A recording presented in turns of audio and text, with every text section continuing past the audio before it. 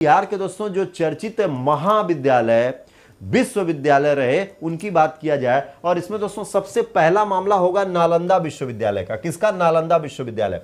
दोस्तों जरा एक चीज आप सब बताइए, जितने लोग लाइव बने हुए हैं, अंजलि कुमारी, किरण कुमारी, प्रद्युम्न कुशवाहा, ऋषिकेश, ये यहां पर दोस्तों जो हम लोग नालंदा शब्द का यूज करते हैं, यानी ये जो नालंदा शब्द होता है, नालंदा, इस नालंदा शब्द का मतलब क्या होता है, यानी नालंदा का अर्थ क्या होता है? भाई नालंदा के बारे में तो हम लोग बहुत पढ़ते हैं, प्राचीन काल से दोस्तों बिहार का चर्चित, बिहार छोड़ दीजिए पूरे भारत के चर्चित विश्वविद्यालयों में इसको जाना जाता है। तो जरा आप सब ये बताइए कि ये जो नालंदा शब्द इसमें यूज किया गया है, इस नालंदा का मतलब क्या होता है? जैसे हिंदी पढ़ते हैं ना, तो कहीं पूछ लिया जाए कि नालंदा किसका पर्यायवाची है या नालंदा का अर्थ क्या होगा, ये जरा बताते हुए चलना है भाई। चलो भाई आलोक जी क्या बताया नालंदा का मतलब, तो ये आपको बताना है भाई, आपसे ही इसका कमेंट्स हम देखेंगे। जी हाँ भाई साहब, एक लोगों ने आंसर कर दिया है, सुकृति कुमारी, बिल्कुल अच्छा है, लेकिन बाकी लोग आ जाएं तब उसके बाद बात करेंगे नालंदा का अर्थ क्या होता है। तो नालंदा विश्वविद्यालय अगर देखा जाएगा दोस्तों, तो प्राचीन काल से नालंदा विश्वविद्यालय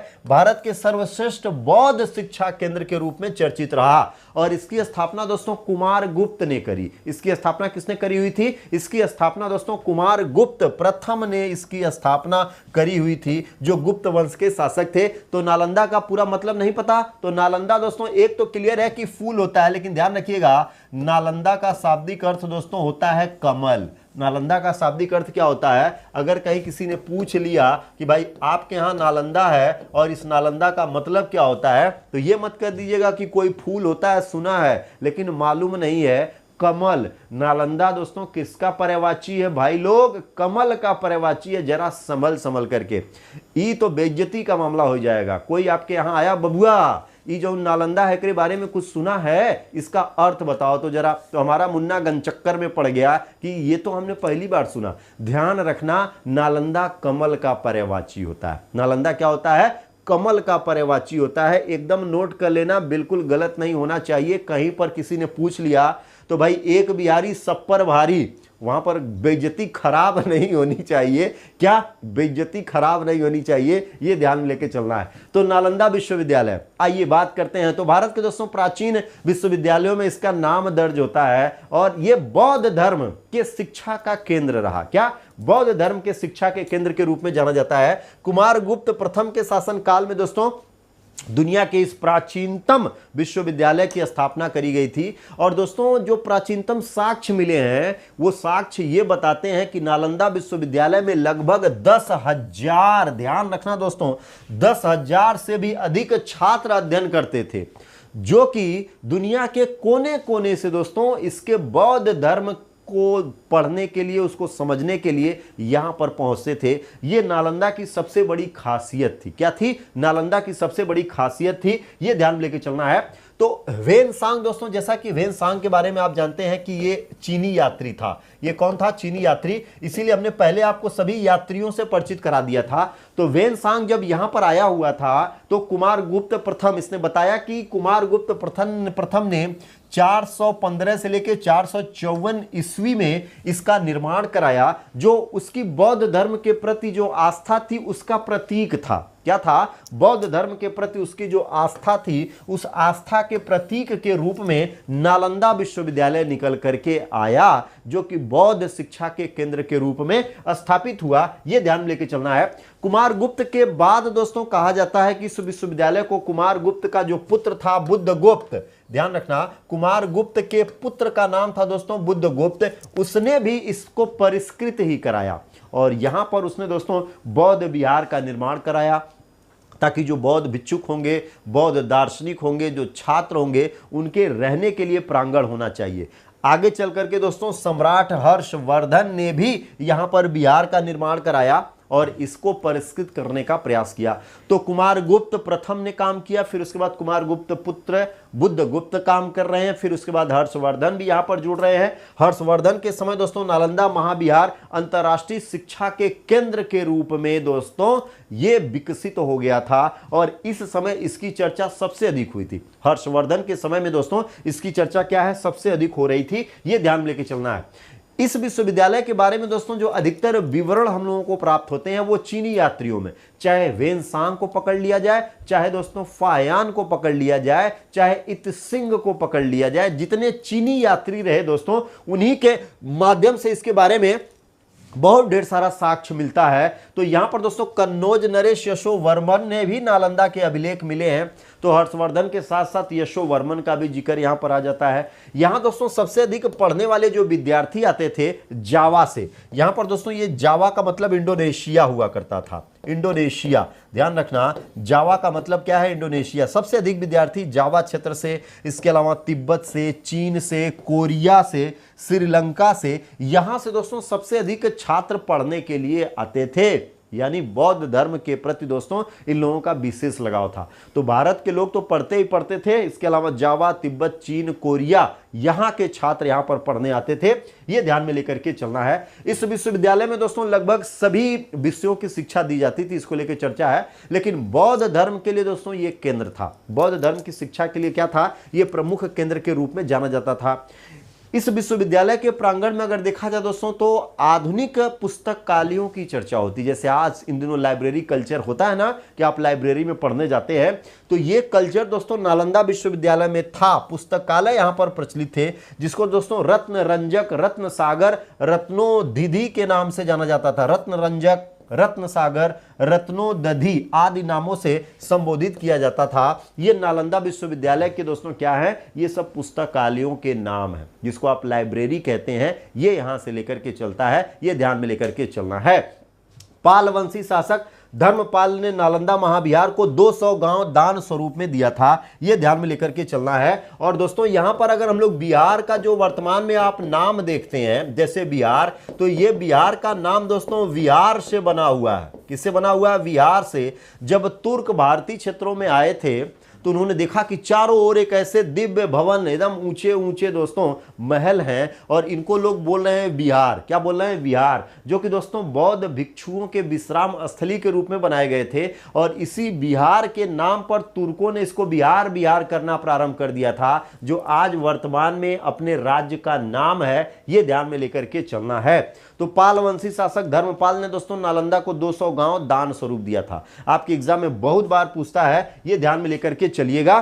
तो ये दोस्तों नालंदा। और फिर नालंदा विश्वविद्यालय दोस्तों आगे चल करके जब बख्तियार खिलजी, यहां पर ध्यान रखना दोस्तों, बख्तियार खिलजी द्वारा दोस्तों, बख्तियार खिलजी द्वारा इसको दोस्तों नष्ट किया गया। यानी उसने इसमें आगजनी करी 12वीं शताब्दी में। अदरवाइज दोस्तों ये भारत के शिक्षा के केंद्र के रूप में था, और उसके बाद ये खंडहर में तब्दील हो गया। ये ध्यान में लेके चलना। तो ये दोस्तों नालंदा विश्वविद्यालय जो सिर्फ बिहार नहीं दोस्तों पूरे हिंदुस्तान की पहचान है। क्या, पूरे हिंदुस्तान की पहचान के रूप में दोस्तों ये नालंदा विश्वविद्यालय हमेशा चर्चा में रहता है। इसके बाद दोस्तों एक विश्वविद्यालय और है, इसको हम लोग बोलते हैं उदंतीपुर विश्वविद्यालय। क्या, उदंतीपुर विश्वविद्यालय। तो दोस्तों ये उदंतीपुर विश्वविद्यालय कौन सा है और ये किन किन चीजों को लेकर के चलता है। उदंतीपुर विश्वविद्यालय, अगर उदंतीपुर विश्वविद्यालय की अगर हम लोग बात करते हैं दोस्तों, तो ये वर्तमान में बिहार शरीफ, यानी बिहार शरीफ का दोस्तों जो प्राचीनतम नाम है। जब यहां पर तुर्कों का प्रवेश हुआ था, किसका, तुर्कों का 1198 में, तो उन्होंने दोस्तों सबसे पहले इसी उदंतीपुर पर ही तो अधिकार किया था। उदंतपुरी पर ही तुर्कों का अधिकार हुआ था, जो आगे चल करके बिहार शरीफ के नाम से प्रचलित हो गया। जो आगे चल के क्या हो गया, बिहार शरीफ के नाम से प्रचलित हो गया। तो यहीं पर दोस्तों एक विश्वविद्यालय है जिसको उदंतीपुर विश्वविद्यालय कहते हैं। उदंतीपुर विश्वविद्यालय को अगर देखा जाएगा दोस्तों, तो इसकी स्थापना पाल वंश के शासक गोपाल प्रथम द्वारा करी गई थी। पाल वंश के प्रथम शासक गोपाल 750 से लेकर 770 ईस्वी के बीच में दोस्तों इसकी स्थापना की गई थी। यहां पर ध्यान रखिएगा, महारक्षित, चंद्र कीर्ति, धर्म रक्षित और शीला रक्षित उदंतपुरी विश्वविद्यालय के प्रमुख विद्वान थे। इनको लेके आपके एग्जाम में प्रश्न पूछता है तो बहुत ही कंफ्यूजन होता है। महारक्षित, चंद्र कीर्ति, धर्म रक्षित और शील रक्षित, ये सब दोस्तों उदंतीपुर विश्वविद्यालय के आचार्य हुआ करते थे, फेमस शिक्षक हुआ करते थे। यहां से ये ध्यान में लेकर के चलना है, जो कि दोस्तों उदंतीपुर विश्वविद्यालय की एक पहचान के रूप में गोपाल द्वारा दोस्तों इसकी स्थापना करी गई थी। इसके स्मृति में दोस्तों यहां पर इसका जो विश्लेषण होता है तो पता चलता है कि लगभग 1000 छात्र उदंतीपुर विश्वविद्यालय में पढ़ा करते थे। यहाँ के प्रमुख विद्यार्थियों में दोस्तों अतीश दीपाशंकर श्री ज्ञान, जिसने बौद्ध धर्म का पर्याप्त ज्ञान प्राप्त किया था।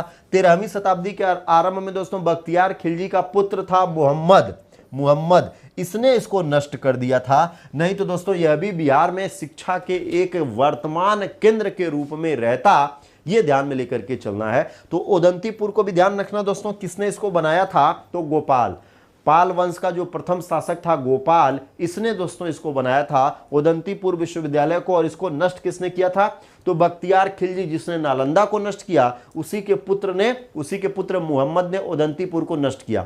तो भाई जो शिक्षा के महत्व को नहीं समझेगा वही तो इस तरह का उजुल फुजुल कार्य करता है, जो कि तुर्क लोग यहाँ पर इस गतिविधियों को लेकर के आए थे। इसके बाद दोस्तों बिहार का जो सबसे चर्चित विश्वविद्यालय है यह है विक्रमशिला विश्वविद्यालय। कौन सा, विक्रमशिला विश्वविद्यालय। विक्रमशिला विश्वविद्यालय को अगर देखा जाए दोस्तों तो यह भी बौद्ध धर्म के शिक्षा के केंद्र के रूप में ही विकसित हुआ। लेकिन बौद्ध धर्म दोस्तों जैसा कि आप जानते हैं चतुर्थ बौद्ध संगीति में कनिष्क के समय दो भागों में बट गया, एक वज्रयान और एक हीनयान। तो हीनयान वाले दोस्तों वो दक्षिण पश्चिमी तट गुजरात की ओर निकल गए, लेकिन वज्रयान शाखा दोस्तों बिहार और उत्तर मध्य भारतीय क्षेत्रों में फैली रही। तो यहां पर दोस्तों ये जो विक्रमशिला विश्वविद्यालय था ये बौद्ध धर्म के वज्रयान शाखा का प्रमुख केंद्र था। यानी यहां पर बौद्ध धर्म की शिक्षा तो थी, यानी ये विश्वविद्यालय था तो बौद्ध धर्म के लिए ही, लेकिन ध्यान रखिएगा बौद्ध धर्म दोस्तों ये वज्रयान शाखा का केंद्र था। किसका, वज्रयान शाखा के केंद्र के रूप में इसको जाना जाता था। यहां पर न्याय, तत्व ज्ञान, व्याकरण की शिक्षा प्रदान की जाती थी, जो विक्रमशिला की विशेषता थी। विक्रमशिला को अगर देखा जाए दोस्तों वर्तमान में बिहार में एक प्रश्न पूछता है कि वर्तमान में विक्रमशिला बिहार में कहां है, तो बिहार में वर्तमान में अगर देखेंगे तो ये कहां पर है, भागलपुर में। भागलपुर शहर से 35 किलोमीटर की उत्तर जाने पर दोस्तों पाथर घाट नामक एक पहाड़ी है, यानी पाथर घाट नामक एक पहाड़ी है। यहीं पर दोस्तों विक्रमशिला महाविहार की स्थापना पाल वंशीय शासक धर्मपाल द्वारा यह 1770 से 810 ईस्वी के बीच में करी गई थी। तो ये कहां पर है वर्तमान में, भागलपुर में। और भागलपुर में कहां दोस्तों, पाथर घाट नामक पहाड़ी है। और इसका निर्माण कौन करा रहा है, तो पाल वंशी शासक धर्मपाल द्वारा दोस्तों इसका निर्माण कार्य कराया जा रहा है। ये पॉइंट्स आपको यहां पर ध्यान में लेकर के चलना है, जो कि विक्रमशिला का दोस्तों ये बहुत ही इंपॉर्टेंट पॉइंट होगा, विक्रमशिला विश्वविद्यालय। इस विश्वविद्यालय के महान विद्वानों में, यानी विक्रमशिला विश्वविद्यालय से जुड़े हुए कौन कौन से महान विद्वान थे, तो ध्यान रखिएगा रक्षित की बात होती है, विरोचन की बात होती है, ज्ञानभद्र की बात होती है, जेतारी की बात होती है, रत्नाकर, शांति ज्ञान, श्री मित्र, अभयंकर की बात होती है, अभयंकर गुप्त, तथागत की बात होती है, रत्न वज्र। ये सब दोस्तों इस विक्रमशिला विश्वविद्यालय के गुरुजन हैं। ये सब क्या है, विक्रमशिला विश्वविद्यालय के गुरुजनों का नाम है, जो आपके एग्जाम में आते रहते हैं आपके सामने, तो सावधानी से लेकर के चलना है। अतीश दीपशंकर श्री ज्ञान यहाँ के प्रतिष्ठित विद्वान एवं विश्वविद्यालय के कुलपति थे दोस्तों, ध्यान रखना है। इस विश्वविद्यालय को भी बख्तियार खिलजी ने ही नष्ट किया था, यानी इसको भी क्या है, अगर उस समय के शासकों ने बख्तियार खिलजी के अभियान को रोक लिया होता तो दोस्तों निश्चित रूप से आज ज्ञान विज्ञान के ये सभी क्षेत्र, चाहे नालंदा की बात हो, चाहे उदंतपुरी की बात हो, चाहे विक्रमशिला की बात हो, ये सब हमारे पास अपने वास्तविक स्वरूप में होते। लेकिन दोस्तों होनी बड़ी प्रबल होती है और बुद्धि सबसे पहले हर लेती है। अपने यहाँ के शासकों में कभी एकजुटता ही नहीं रही।